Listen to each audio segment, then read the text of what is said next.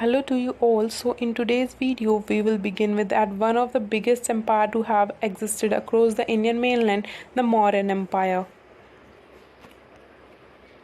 So this is the map of Mauryan Empire. अब इस map में जो ये ब्लू एरिया कवर्ड है ये मौर्यन एम्पायर की टेरिटरी है. सो इतने बड़े लैंड पे मौर्यन एम्पायर ने रूल करा. Then the Mauryan Empire was geographically extensive Iron Age, historical power based in Magad, ancient India, founded in 322 BCE by its king Chandragupta Maurya. Empire was largest to have ever existed in Indian subcontinent. Capital was Patliputra. अगर हम geographically Mauryan empire को देखें तो जो territory जिस territory पे Mauryan empire ने rule करा काफ़ी ज़्यादा बड़ी टेरिटरी थी. देन इसकी वजह से जो मौर्यन एम्पायर था एक हिस्टोरिकल पावर बन गया. देन फाउंडेड इन 322 BCE और इसकी स्थापना चंद्रगुप्त मौर्य ने करी with the help of his गुरु चाणक्य और जिनको हम कौटिल्य के नाम से भी जानते हैं. Then empire was largest to have ever existed in Indian subcontinent. शायद एक ये मौर्यन एम्पायर ही था जो कि शायद इतनी बड़ी टेरिटरी पे जिसने रूल करा एग्जिस्ट करता था उस टाइम पे. शायद कोई दूसरा इतना बड़ा एम्पायर नहीं था उस टाइम पे जिसने इतनी बड़ी टेरिटरी पे रूल करा जितना मौर्यन एम्पायर ने करा. और मौर्यन एम्पायर की कैपिटल पाटलिपुत्र थी जो कि आज के टाइम पे पटना है और बिहार की कैपिटल है. Then rulers of Mauryan dynasty. जो मौर्यन डायनेस्टी की टाइमलाइन है वो है 322 से 185 तक. सो सबसे जो फर्स्ट रूलर है मौर्यन एम्पायर के वो हैं चंद्रगुप्त मौर्य जिन्होंने मौर्य साम्राज्य की स्थापना करी थी. इनकी जो टाइम पीरियड है वो 322 से लेके 273 BC तक है. देन उनके बाद उनके बेटे बिंदुसार ने मौर्यन एम्पायर को आगे बढ़ाया. उनकी टाइमलाइन 329 से 273 BC तक. देन बिंदुसार के बाद अशोका जिन्होंने जो मौर्यन एम्पायर था उसको और ज़्यादा एक्सटेंड करा और एक अखंड भारत का निर्माण करा. उनकी टाइमलाइन है 273 से लेके 232 तक. देन अशोका के बाद लेटर मौर्याज आ जाते हैं. कुछ ज़्यादा इम्पोर्टेंट नहीं है लेकिन फिर भी हम इनको थोड़ा सा पढ़ लेंगे. देन अब नेक्स्ट टॉपिक हमारा स्टार्ट होता है ओरिजिन ऑफ मौर्याज. यानी कि जो मौर्य एम्पायर था इतना बड़ा उसके जो रूलर थे उनका ओरिजिन कहाँ से हुआ था, कौन सी कास्ट से वो बिलोंग करते थे. क्षत्रिय थे, ब्राह्मण थे, शूद्रा थे और वैश्या थे. ठीक है. सो हम ओरिजिन ऑफ मौर्यन एम्पायर में ये पढ़ेंगे. सो जो मौर्यन एम्पायर्स के जो रूलर हैं यानी चंद्रगुप्त मौर्य कि वो किस क्लास के थे, काफ़ी ज़्यादा एक डिबेट का ये कॉन्सेप्ट है क्योंकि हमारे पास कोई क्लियर एविडेंस नहीं है कि वो पर्टिकुलर इस क्लास से वो लोग बिलोंग करते थे. So the according to shastras only kshatriyas could be the king. The social background of Mauryas who rule over a large empire has been hotly debated. शास्त्रों में कहा गया है केवल राजा क्षत्रिय क्लास के लोग ही बन सकते हैं. यानी कि ना ब्राह्मण, ना वैश्य, ना शुद्ध, केवल क्षत्रिय ही किंग यानी कि राजा बन सकते हैं. सो जो मौर्यन एम्पायर है उसके जो राजा थे चंद्रगुप्त मौर्य, अशोका, बिंदुसार ये सब. सो ये सब किस क्लास से बिलोंग करते थे काफ़ी ज़्यादा डिबेट का कॉन्सेप्ट है क्योंकि हमारे पास कोई क्लियर एविडेंस नहीं है कि वो लोग इस पर्टिकुलर क्लास से बिलोंग करते थे. सो जो बुद्धिस्ट टेक्स्ट को अगर हम पढ़ते हैं तो उनमें बुद्धिस्ट टेक्स्ट में सजेस्ट करा गया है दे व क्षत्रियाज. बुद्धिस्ट टेक्स्ट में जो मौर्याज हैं उनको क्षत्रिय बताया गया है. According to them they came from a region of peacock and hence came to be known as Mauryas. अब जो बुद्धिस्ट टेक्स्ट हैं उनके अंदर मौर्याज को क्षत्रिय वर्ण का बताया गया है. ठीक है. और उनके मुताबिक जो मौर्याज हैं यानी जो चंद्रगुप्त मौर्याज हैं वो लोग पिकॉक यानी कि एक अगर हम मौर्य शब्द को देखें, मौर्य शब्द यानी कि अगर इसको हम संस्कृत में या हिंदी में बोले मयूर यानी मोर, मौर्याज तो यानी कि वो लोग एक इस तरह के रीजन से आए थे जहाँ पे मयूर यानी मोर काफ़ी ज़्यादा तादाद में थे तो इस वजह से उनको मौर्याज कहा गया. सो ये सब बुद्धिस्ट टेक्स्ट में बताया गया है कि वो लोग क्षत्रिय क्लास से बिलोंग करते थे और एक रीजन से आते थे जहाँ पे पिकॉक बहुत ज़्यादा पाए जाते थे इसलिए उनको हमने मौर्याज कहा. देन ब्राह्मिकल टेक्स्ट को अगर हम जब पढ़ते हैं तो वो डिस्क्राइब करते हैं मौर्याज को ऑफ बीइंग लो ओरिजिन यानी कि उनको शूद्रा कहा गया है. ब्राह्मिकल टेक्स्ट में मौर्याज को शूद्र क्लास से कहा गया कि जो मौर्याज थे वो शूद्र क्लास से बिलोंग करते थे. देन मुद्र राक्षस को अगर हम पढ़ते हैं तो वो उनको कुलहीन यानी कि जो मौर्याज थे उनका कोई कुल नहीं था, वो कुलहीन थे. ठीक है. Then Justin describe him as a man of humble origin. Justin ने डिस्क्राइब करा है मौर्य यानी चंद्रगुप्त मौर्य को as a man of humble origin. So ये काफ़ी like Buddhist text, Brahmical text और मुद्रा राक्ष और जस्टिन, इन सब ने अपनी अपनी थ्योरीज पे बताया है कि जो मौर्याज हैं वो पर्टिकुलर क्लास से बिलोंग करते हैं। बुद्धिस्ट टेक्स्ट में बताया गया है कि वो लोग क्षत्रिय हैं। जो ब्राह्मिकल टेक्स्ट है में उनको लॉ ओरिजिन का बताया गया है। देन मुद्रा राक्षा में उनको कुलहीन है, यानी कोई कुल ही नहीं था, किसी भी पर्टिकुलर क्लास से वो लोग बिलोंग नहीं करते थे। देन जस्टिन ने डिस्क्राइब करा है उनको as a man of humble origin. So ये ओरिजिन हो गया हमारा मौर्य। देन अब हम यहाँ से स्टार्ट करेंगे मौर्यन एम्पायर के रूलर्स के बारे में। सो सबसे पहले हम स्टार्ट करेंगे चंद्रगुप्त मौर्य के साथ, जिन्होंने मौर्यन एम्पायर की स्थापना करी। सो उनके साथ हम यहाँ से स्टार्ट करें। So Chandragupta Maurya dethroned the last Nanda ruler Dhananand, occupied Patliputra with the help of Kautilya, also known as Chanakya। तो चंद्रगुप्त मौर्य ने डिथ्रोन यानी हरा दिया नंद रूलर जो कि धनानंद था, और ऑक्यूपाई कर ली Pataliputra with the help of Kautilya, also known as Chanakya. तो चंद्रगुप्त मौर्य ने आचार्य चाणक्य की मदद से धनानंद को हरा दिया और पाटलिपुत्र पर कब्जा कर लिया और मौर्यन एम्पायर की स्थापना कर ली। इसके पीछे की स्टोरी है कि चंद्रगुप्त मौर्य के आने से पहले जो मगध था उस पर रूल करती थी नंद डायनेस्टी, जिसका रूलर था धनानंद। एक बार धनानंद ने आचार्य चाणक्य का भरी सभा में अपमान करा, जिससे अपमानित होकर आचार्य चाणक्य ने ये प्रतिज्ञा करी कि जब तक मैं तुम्हें तुम्हारी राजगद्दी से नहीं हटा दूंगा, मैं अपनी शिखा नहीं बांधूंगा। तो उसके बाद आचार्य चाणक्य को ऐसे बच्चे की आवश्यकता थी जो कि धनानंद को हरा सके और एक नए साम्राज्य की स्थापना कर सके। उन्हें चंद्रगुप्त मौर्य मिले। देन उन्होंने आचार्य चाणक्य ने चंद्रगुप्त मौर्य को धनानंद के खिलाफ तैयार करा, और जो सबसे पहली बार जो उन्होंने अटैक करा धनानंद पे, यानी कि पाटलिपुत्र पे चंद्रगुप्त मौर्य और आचार्य चाणक्य ने अटैक करा। उन्होंने डायरेक्टली अटैक कर दिया पाटलिपुत्र पे, जिसकी वजह से दोनों हार गए, यानी कि चंद्रगुप्त मौर्य और आचार्य चाणक्य दोनों हार गए। उनको धनानंद ने हरा दिया। उसके बाद उनको एक रियलाइज़ हुआ कि हमें पाटलिपुत्र पे बाहर से अटैक करना चाहिए, यानी कि पहले बाहर की जो टेरिटरीज हैं उन पे अटैक करना चाहिए, उन पे कब्जा करना चाहिए, देन धीरे धीरे हमें आगे बढ़ना चाहिए। यही स्ट्रेटेजी उन दोनों ने अपनाई। आचार्य चाणक्य और चंद्रगुप्त मौर्य ने बाहर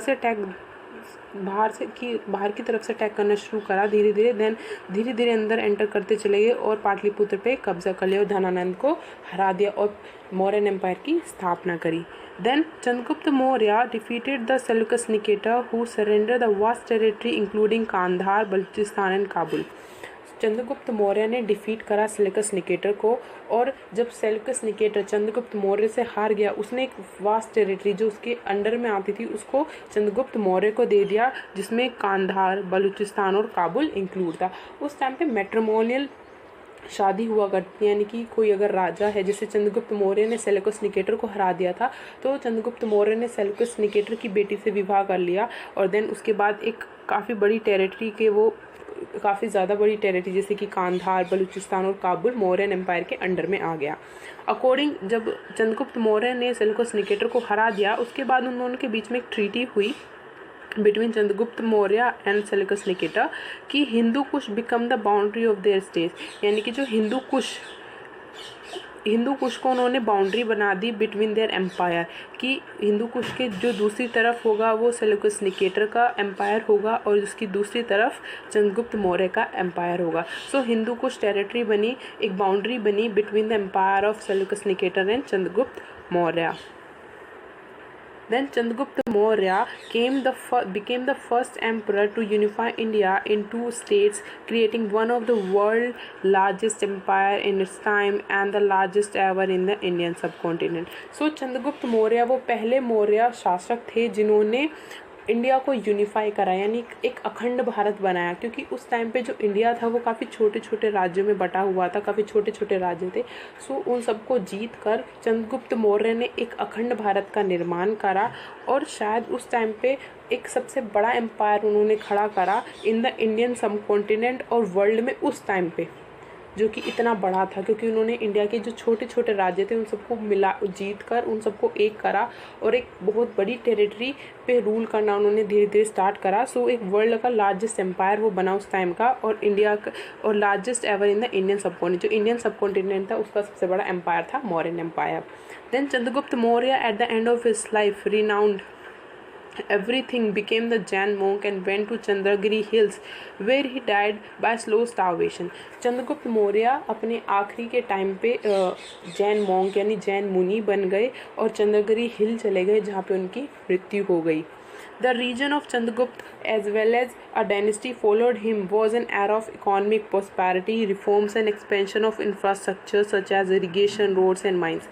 So जब चंद्रगुप्त मौर्य डायनेस्टी के रूलर थे उस टाइम पे एक एरा था जो कि काफ़ी ज़्यादा अच्छा था, क्योंकि उस टाइम पे इकोनॉमिक प्रॉस्पेरिटी, रिफॉर्म्स हुए, काफ़ी ज़्यादा एक्सपेंशन हुआ रोड्स का, इरिगेशंस का और माइंस का। सो ये सब उस टाइम पे मौर्यन एम्पायर, जब चंद्रगुप्त मौर्य राजा थे मौर्यन एम्पायर के, ये सब काफ़ी ज़्यादा इनका डेवलपमेंट हुआ, रोड्स का, इरिगेशन और माइंस, इन सब का काफ़ी ज़्यादा डेवलपमेंट हुआ। Then many religion thrived in India during his rule like Buddhism, Jainism and Ajivika gaining prominence along with Brahmanism. जब चंद्रगुप्त मौर्य साम्राज्य के राजा थे उस टाइम पे कुछ रिलीजन काफ़ी ज़्यादा डेवलप हुए लाइक बुद्धिज़्म और जैनिज़्म, और Ajivika gaining prominence along with Brahmanism. जैसे कि जब चंद्रगुप्त मौर्य अपने लाइफ के एक आखिरी स्टेज पे थे वो जैन मुनि बन गए थे और चंद्रगिरी हिल चले गए थे, तो उसी तरह काफ़ी रिलीजन डेवलप हुए like Buddhism and Jainism and Ajivika gaining prominence along with Brahmanism. So Chandragupta Maurya यहाँ पे का जो एरा था वो यहाँ पे एंड हो जाता है। उसके बाद उनके बेटे बिंदुसार को हम पढ़ेंगे। बिंदुसार, जब चंद्रगुप्त मौर्य की डेथ हो गई थी उनके बाद जो उनका बेटा बिंदुसार था वो मगध एम्पायर का रूलर बना। देन उन्होंने रूल करा बिटवीन 298 से 273 BC तक, और उनका जो टाइम पीरियड रहा वो 25 साल का रहा। 25 साल तक बिंदुसार ने मौर्यन एम्पायर को एक्सपेंड करा after the death of Chandragupta Maurya. Chandragupta was succeeded by his son Bindusara. Chandragupta के बाद बिंदुसार मौर्यन एम्पायर के राजा बने at the age of 22 years old. जब चंद्रगुप्त मौर्य की डेथ हो गई थी उसके बाद बिंदुसार राजा बने और उस टाइम वो 22 साल के थे।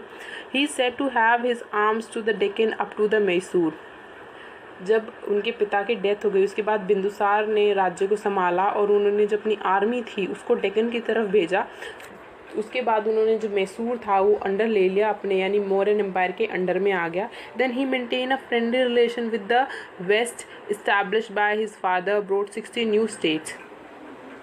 चंद्रगुप्त मौर्य के बाद बिंदुसार ने एक good relation, friendly relation maintain करके रखा विद द वेस्ट। जैसे कि सेल्यूकस निकेटर और चंद्रगुप्त मौर्य के बीच में ट्रीटी हुई थी, उन दोनों ने एक ट्रीटी साइन करके एक पीसफुल रिलेशन बनाए हुए थे दोनों एम्पायर्स के बीच में। उसी तरह बिंदुसार ने भी जो वेस्ट साइड था उसके साथ एक अच्छा रिलेशन, फ्रेंडली रिलेशन बना के रखा। देन 16 नए राज्य मौर्यन एम्पायर के अंदर इंक्लूड करे। Then he almost conquered the entire Indian peninsula and popularly known as the king who bought the land between the two sea। जो बिंदुसार था उसने जो इंडियन पेनिसुला है, यानी कि जो इंडिया का ये नीचे वाला हिस्सा है, इंडिया का जो नीचे वाला हिस्सा है इंडियन पेनिसुला, उसको ऑलमोस्ट जो मौर्यन एम्पायर था उसके अंडर में ले आया था। जैसे कि केरला है और कर्नाटक का कुछ हिस्सा, सिर्फ यही कुछ टेरिटरी थी जो कि मौर्यन एम्पायर के अंडर में नहीं थी, बाकी सब मौर्यन एम्पायर के अंडर में आ गया था ड्यूरिंग बिंदुसार। देन उस बिंदुसार को उस टाइम पे उस किंग के नाम से जाना जाने लगा जिसने brought the land between the two seas. ठीक है, बिंदुसार के अंडर में मौर्यन एम्पायर काफ़ी ज़्यादा एक्सपेंड हुआ, बहुत सारी नई टेरिटरीज के अंदर में आई। उसने काफ़ी ज़्यादा फ्रेंडली रिलेशन मेंटेन करके रखे काफ़ी नए राज्यों से और वेस्ट की तरफ से। देन बिंदुसार के बाद अशोक मौर्य साम्राज्य का राजा बना और उसने रूल करा over the vast territory of Mauryan empire. जो टाइमलाइन है अशोका की जब उसने रूल करा ओवर द मौर्यन एम्पायर वो है 273 BC से लेके 232 BC तक, और 41 ईयर्स तक उसने रूल करा over the Mauryan empire. Ashok को हम अशोका द ग्रेट भी कहते हैं क्योंकि उसने अखंड भारत का निर्माण करा था, ज़्यादा से ज़्यादा एरिया इंडिया का मौर्यन एम्पायर के अंदर वो ले आया था। अब यहाँ से हम स्टार्ट करेंगे अशोक के बारे में। So Bindusara after his death is succeeded by his son Ashoka, यानी कि जब बिंदुसार की डेथ हो गई थी उसके बाद उसके बेटा अशोक मौर्य साम्राज्य का राजा बना। Ashok was a magnificent commander who crushed revolt in Ujjain and Takshashila and was given the charge of the viceroyship of Ujjain. यानी कि जो मौर्यन एम्पायर था उसमें 16 महाजनपद हुआ करते थे उस टाइम पे, और उज्जैन और तक्षशिला उन 16 महाजनपद में से एक थे। उज्जैन और तक्षशिला में जब रिवोल्ट हुआ, उस रिवोल्ट को हैंडल करने के लिए बिंदुसार ने अपने बेटे अशोक को वहाँ पर भेजा। क्यों? क्योंकि अशोक की जो फाइटिंग स्किल्स थी वो काफ़ी ज़्यादा बेहतर थी अपने बाकी भाई बहनों से, इसलिए बिंदुसार ने अपने बेटे अशोक को भेजा उज्जैन और तक्षशिला के रिवोल्ट को हैंडल करने के लिए। और अशोक ने काफ़ी अच्छे तरीके से उज्जैन और तक्षशिला के रिवोल्ट को हैंडल करा, और जब वो वहाँ से वापस आया तो बिंदुसार ने अपने बेटे को वाइसराय बना दिया of Ujjain. As the sources regard Ashoka was not the crown prince, ही जो सोर्सेज हैं वो ये बताते हैं कि जो अशोक है वो क्राउन प्रिंस नहीं था, यानी कि बिंदुसार ने ये डिक्लेयर नहीं करा था कि मेरी डेथ के बाद अशोक ही मौर्य साम्राज्य का राजा बनेगा, ये उसने डिक्लेयर नहीं करा था। तो इसका मतलब वो क्राउन प्रिंस नहीं था। उसने अपने बाकी के 99 भाई बहनों को मार दिया था, उसके बाद वो मौर्य साम्राज्य का राजा बना था। और 99 भाई बहनों में उसके कजन्स और जो सगे भाई बहन थे वो सब इंक्लूड हैं, उन सबको मारने के बाद वो मौर्य साम्राज्य का राजा बना था। Radhagupta a minister of Bindusara help Ashoka, ठीक है। जिस तरह चंद्रगुप्त मौर्य की मदद आचार्य चाणक्य ने करी धनानंद को हराने के लिए, उसी तरह राधागुप्त जो कि मिनिस्टर था बिंदुसार का, उसने मदद करी अशोका की मौर्य साम्राज्य का राजा बनने में। Under the Ashoka the Mauryan empire reach its climax leaving out the extreme south, the whole subcontinent was under his control. जब अशोका मौर्य साम्राज्य का राजा बना, उसने ज़्यादा से ज़्यादा टेरिटरीज को मर्ज करा अंडर द मौर्यन एम्पायर, और जो मौर्यन एम्पायर को इतनी बड़ी टेरिटरी में डेवलप कर दिया, काफ़ी ज़्यादा बड़ी टेरिटरी में डेवलप कर दिया। सिर्फ साउथ का कुछ ही हिस्सा ऐसा था जो मौर्यन एम्पायर के अंडर में नहीं था, बाकी सारा पूरा का पूरा इंडिया और इंक्लूडिंग पाकिस्तान और अफगानिस्तान के जो एरियाज़ हैं ये सब मौर्यन एम्पायर के अंडर में आ गया था। Then Ashoka fought the Kaling War in 261 BCE. In 9 years of his coronation, the king was moved by the massacre in this war and therefore abandoned the policy of physical occupation in favor of policy of cultural conquest. यानी कि जो अशोक था जब से वो राजा बना तब से लेकर 9 साल के अंदर सबसे बड़ा जो युद्ध उसने लड़ा वो था कलिंग का। उसमें कलिंग के युद्ध में करीब 1 लाख के करीब लोग मरे थे, ठीक है। और उसने कलिंग को युद्ध इसलिए चुना युद्ध करने के लिए क्योंकि कलिंग आज के टाइम पे जहाँ है उड़ीसा जिसको हम कहते हैं, कलिंग आज के टाइम पे उड़ीसा है, और वो इस तरह की जगह पे स्थित था जो कि काफ़ी ज़्यादा इम्पोर्टेंट था फॉर ट्रेड। इसलिए अशोक ने सोचा कि कलिंग को मुझे अपनी टेरिटरी के अंदर मर्ज करना चाहिए। जब उसने कलिंग का युद्ध लड़ा उसमें करीब 1 लाख के करीब लोग मारे गए। सो जब ये इतना सब कुछ इतना उसने देखा तो काफ़ी ज़्यादा उसको गिल्ट फील हुआ। सो उसने ये डिसाइड करा कि वो पॉलिसी ऑफ फिजिकल, यानी कि जो राज्य विस्तार की नीति होती है कि युद्ध करके दूसरे राज्य को अपने राज्य के अंदर हम मिलाएंगे, उस पॉलिसी को उसने छोड़ दिया और एक दूसरी पॉलिसी ऑफ कल्चरल कॉन्क्वेस्ट, यानी कल्चर से दूसरे राज्यों पे राज करेगा, इस पॉलिसी को उसने परस्यू करा। He was not a extreme pacifist, he did not pursue the policy of peace for the sake of peace, thus he retain Kalinga and after his conquest and incorporated into his empire. यानी कि वो एक extreme pacifist नहीं था, यानी इतना बड़ा कोई ज़्यादा बड़ा शांतिवादी नहीं था। यानी कि जब उसने कलिंग का युद्ध लड़ा, जब उसको इतना ज़्यादा गिल्ट फील हुआ कि हाँ करीब 1 लाख के लोग करीब मारे गए हैं, सो उसके बाद भी उसने कलिंग को उसके राजा को वापस नहीं करा। कलिंग को मौर्यन एम्पायर के अंदर ही मौर्यन एम्पायर की एक टेरिटरी बना लिया और उसने पीस के लिए पीस की पॉलिसी को फॉलो नहीं करा। यानी कि अब वो पीस को फॉलो करा था, इसका मतलब ये नहीं था कि उसने कलिंग को वापस कर दिया था उसके राजा को, नहीं, उसने पीस के लिए पीस की पॉलिसी को फॉलो नहीं करा। Affected by so much of destruction Ashoka embraced Buddhism. जब अशोका ने देखा कि कलिंग के युद्ध में इतने ज़्यादा लोग मारे गए हैं, करीब 1 लाख के करीब लोग मारे गए हैं, तो जब उसने देखा तो उसने बुद्धिज़्म की पॉलिसी को बुद्धिज़्म जो धर्म है उसको अडॉप्ट करा।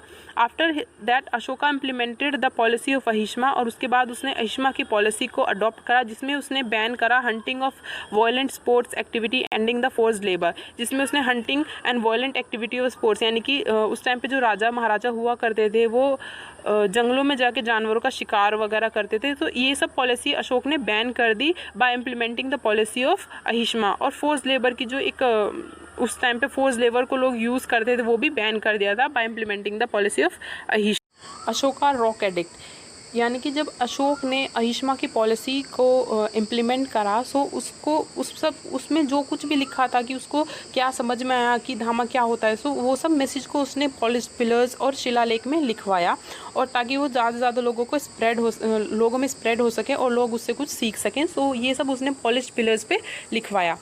Then he was the first ruler who inscribed his message on polished pillars. He used that inscription to proclaim what he understood to be as a धामा, यानी कि वो पहला ऐसा रूलर था जिसने अपने मैसेज को पॉलिश्ड पिलर यानी कि शिलालेख में लिखवाया। देन उसने जो कुछ भी शिलालेख में लिखवाया वो सब उसने अपने मैसेज को डिक्टेट, यानी कि जो कुछ भी उसको समझ आया कि धामा क्या होता है वो सब उसने पॉलिश्ड पिलर्स में लिखवाया। देन कुछ जो उसने पॉलिश पिलर्स पे लिखवाया था उनमें से कुछ है: prohibit animal sacrifice, respect toward elders, generosity toward Brahmans, treating slaves and servants kindly, respect for religion and traditions other than own, यानी कि हमें एनिमल्स का यानी जानवरों की बलि नहीं चढ़ानी चाहिए, रिस्पेक्ट टूवर्ड बड़ों की आदर करना चाहिए, और जो ब्राह्मण्स होते हैं उनके प्रति दया भाव की भावना रखनी चाहिए, और जो हमारे स्लेव्स हैं और सर्वेंट्स हैं जो हमें सर्विस देते हैं अपनी, उनको अच्छे से ट्रीट करना चाहिए। देन जो दूसरे रिलीजन के लोग हैं उनके रिलीजन और उनके ट्रेडिशन की हमें रिस्पेक्ट करनी चाहिए। सो ये सब उसने शिलालेख में लिखवाया। Then these edicts state his policy and accomplishment, यानी कि जो कुछ भी उसने शिलालेख में लिखवाया वो सब डिक्टेट करते हैं उसकी पॉलिसी कि किस तरह की उसकी पॉलिसीज़ थी और किस तरह का उसका अकम्प्लिशमेंट था। सो ये सब शिलालेख में लिखवाया उसने, और ये सब डिपिक्ट करता है उसकी पॉलिसीज़ और उसके अकम्प्लिशमेंट को। देन लास्ट टॉपिक है हमारा the last Maurya rulers and it's decline, यानी कि आखिरी मौर्य रूलर कौन थे और क्या कारण था कि जो मौर्यन एम्पायर था जो इतनी बड़ी टेरिटरी में फैला हुआ था उसका डिक्लाइन किस तरह हुआ। Ashoka's grip over the imperial organization became weak. Mauryan Empire began to decline after his death. Ashoka की ग्रिप, जो उसने इतना बड़ा साम्राज्य यानी मौर्यन एम्पायर इतना बड़ा साम्राज्य खड़ा करा, उसके ऊपर उसकी जो ग्रिप थी वो धीरे धीरे वीक होनी शुरू हो गई, और जो मौर्यन एम्पायर था धीरे धीरे डिक्लाइन होना शुरू हो गया after his death. His death was followed by the division of empire into 2 western and eastern halves. जब अशोका की डेथ हुई तो जो मौर्यन एम्पायर था वो 2 हाफ्स में डिवाइड हो गया, पहला western half and second eastern. तो इन 2 हिस्सों में मौर्यन एम्पायर डिवाइड हो गया। Then his first son Mahendra went on to spread to Buddhism across the world. जो उसका पहला बेटा था महेंद्र, उसने बुद्धिज़्म को अडॉप्ट करा और बुद्धिज़्म को दुनिया भर में फैलाने के लिए वो निकल पड़ा।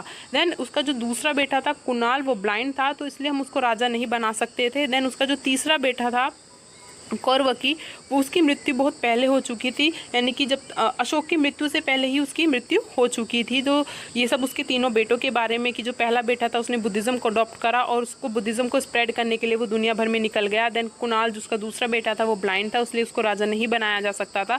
देन जो उसका तीसरा बेटा था कौरवकी, वो काफ़ी पहले ही मर गया था। Then started losing their territories. जो मौर्यास थे उनकी जो टेरिटरीज थी वो धीरे धीरे वो उन्होंने लूज़ करनी शुरू कर दी, यानी हारनी शुरू कर दी। Then finally last king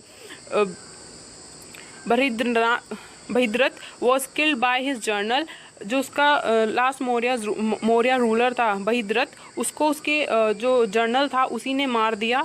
with this great Mauryan empire decline giving rise to the Shunga dynasty. जो मौर्यन एम्पायर, जो लास्ट मौर्यन एम्पायर था बहिद्रथ, उसका जो जर्नल था वो शुंगा डायनेस्टी से बिलोंग करता था और उसने लास्ट मौर्यन रूलर को मार दिया था। सो जब मौर्यन एम्पायर ख़त्म हो गया पूरी तरह से, उसके बाद से शुंगा डायनेस्टी का बिगेन हुआ। तो जो जर्नल था उसने लास्ट मौर्य रूलर को मार दिया और देन अपना नया एक स्टैब्लिश करी डायनेस्टी, शुंगा डायनेस्टी का, देन वहाँ से बिगेन हुआ। So we have completed this topic, the Mauryan Empire, and in the next video we're going to begin with the last topic of ancient history, the Gupta's Empire. So till then, please keep watching my videos and do like, share and subscribe to my channel. Thank you.